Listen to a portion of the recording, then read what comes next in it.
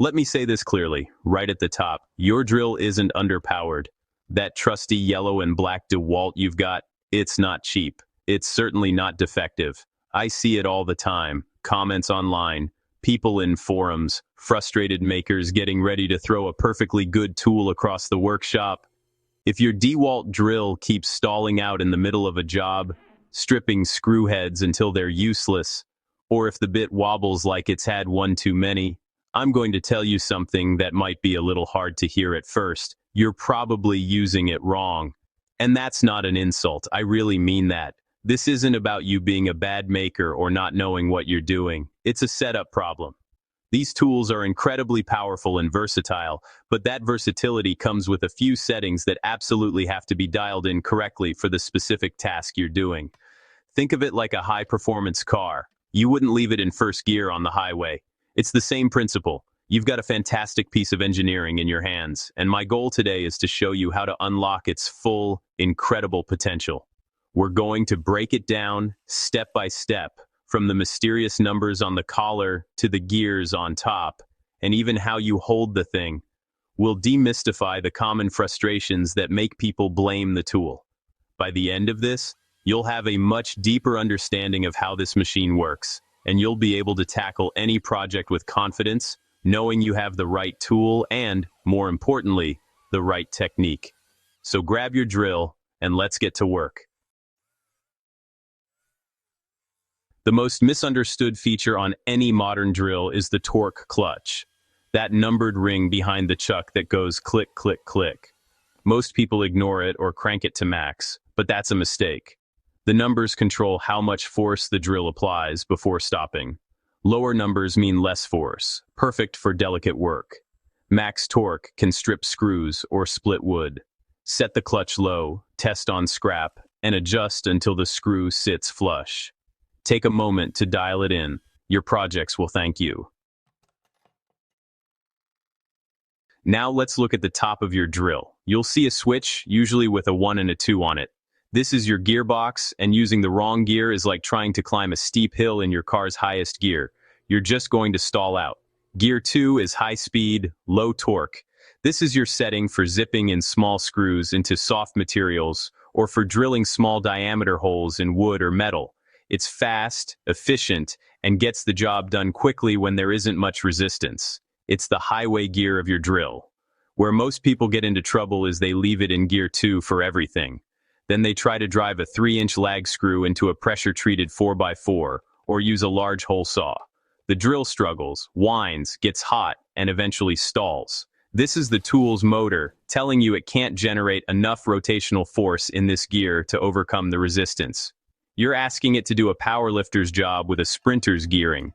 The motor is straining, heat is building up, and you're putting unnecessary wear and tear on the internal components.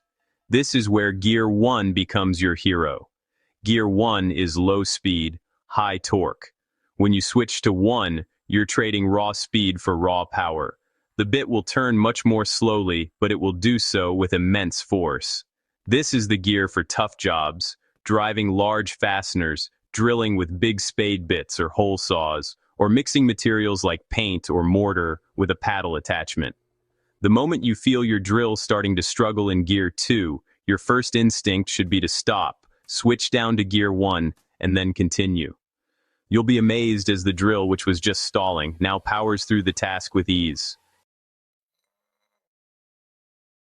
None of your drill's power matters if the bit isn't right for the job. Using the wrong or dull bit leads to frustration, heat, and poor results. Each material needs its own bit, wood, metal, or masonry. But even the right bit is useless if it's dull. A sharp bit cuts cleanly and easily. Keep your bits sharp or replace them. Your drill will thank you. I see this all the time. People new to power tools try to force the drill when it slows down or binds up. But forcing it can stall the motor, overheat the battery, or even hurt your wrist. Instead, apply steady, consistent pressure and let the sharp bit and the drill's torque do the work. If you see shavings, you're drilling right. If it's just dust, check your bit or your technique. Don't force it. Stop and diagnose the problem. Let the tool do the work. The pilot hole is a simple step that solves big problems, like stripped screws and split wood. Drill a small hole before driving your screw. This gives the screw a clear path and keeps it straight.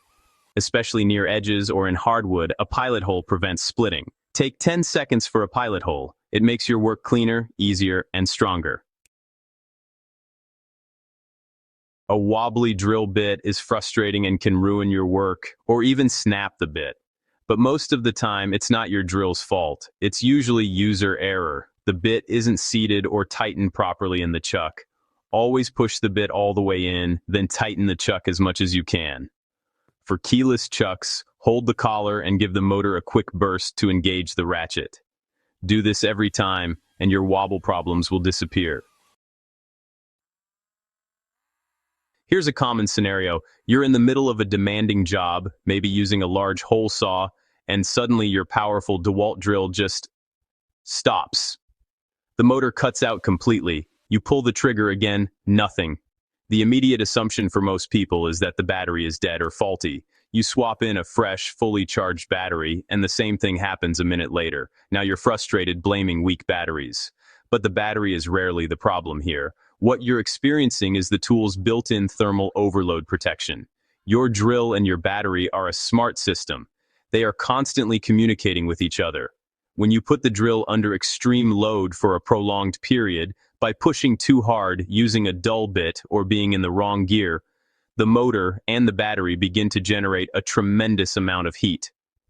To prevent permanent damage to the sensitive electronics in the battery and the windings in the motor, a sensor detects when the temperature reaches a critical threshold and it automatically cuts the power. It's a safety feature, not a failure. It's the drill saving itself from you.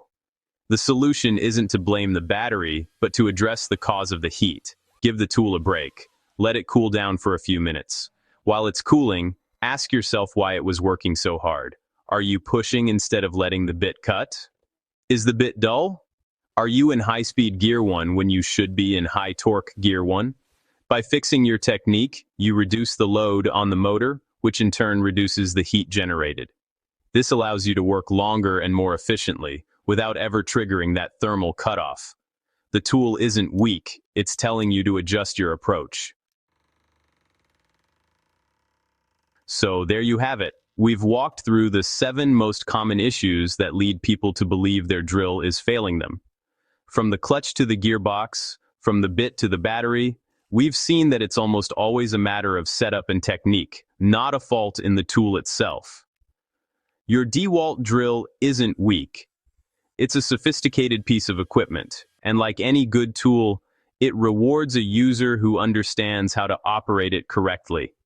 It has built-in features designed to give you precision control and to protect itself from damage. Your technique needs adjustment.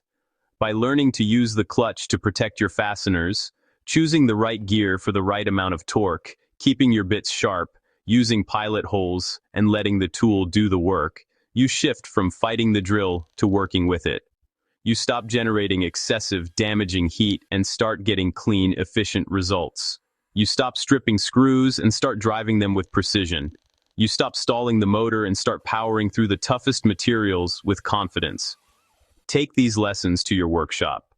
The next time you pick up your drill, don't just pull the trigger.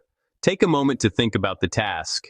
Set your clutch, select your gear, and make sure your bit is sharp and tight. Fix that. And the drill feels brand new. You'll find that the powerful, reliable tool you thought you wanted is the one you've had in your hand all along. You just needed the manual to unlock its true potential. Now go make something awesome.